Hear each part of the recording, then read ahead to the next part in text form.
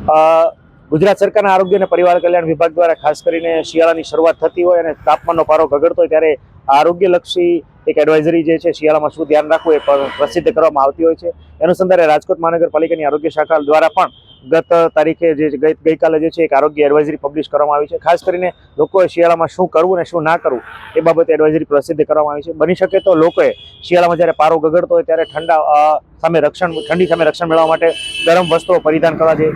ઊન ઉપરાંત જે પોલી વસ્ત્રો જે છે એનું પરિધાન કરવા જોઈએ. બની શકે તો ટોપી, મફલર ઉપરાંત જે છે હેન્ડ ગ્લોવ્સ અને પગના મોજા છે વગેરે જે છે એ પહેરવા જોઈએ. આ ઉપરાંત ઘણી વખત જોવા જઈએ તો અતિશય જ્યારે ઠંડી હોય ત્યારે બિનજરૂરી ઘરની બહાર નીકળવાનું છે ટાળવું જોઈએ. ખાસ કરીને વૃદ્ધો 60+ કે જેમને હાઇપરટેન્શન, ડાયાબિટીસની બીમારી છે, અસ્થમાની બીમારી છે, શ્વસનને કોઈ લગતી બીમારી છે અને ખાસ કરીને જેમની હૃદયની કોઈ પણ પ્રકારની દવાઓ શરૂ છે, લોહી પાતળું કરવાની દવાઓ શરૂ છે, એમને ખાસ જે છે શિયાળાના સમય દરમિયાન જે છે એ ધ્યાન રાખવું જોઈએ.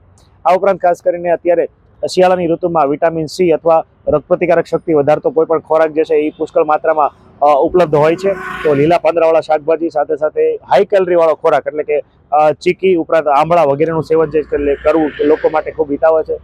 આ ઉપરાંત ખાસ કરીને શિયાળામાં લોકો પોતાની સ્ફૂર્તિ જાળવવા માટે વોકિંગ જે છે એ કરતા હોય છે.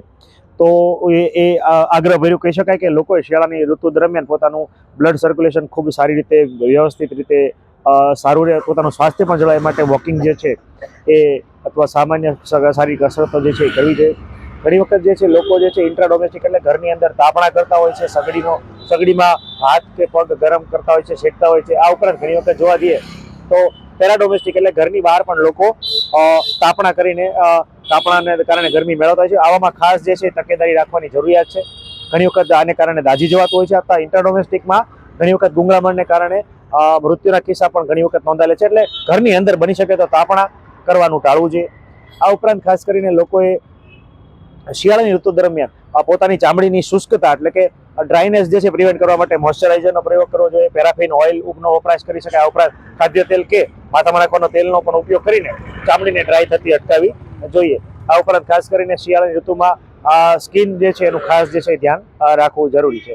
આ ઉપરાંત ખાસ કરીને સવારે ને સાંજે જ્યારે ફોગી વાતાવરણ હોય, શિયાળા દરમિયાન સવારે ને સાંજે જ્યારે ધુમ્મસવાળું વાતાવરણ હોય ત્યારે બિનજરૂરી બહાર જવાનું ટાળવું જોઈએ. જો બહાર જવાનું થાય તો માસ્કનો પ્રયોગ કરવો હાલ જે છે ખૂબ હિતાવહ છે.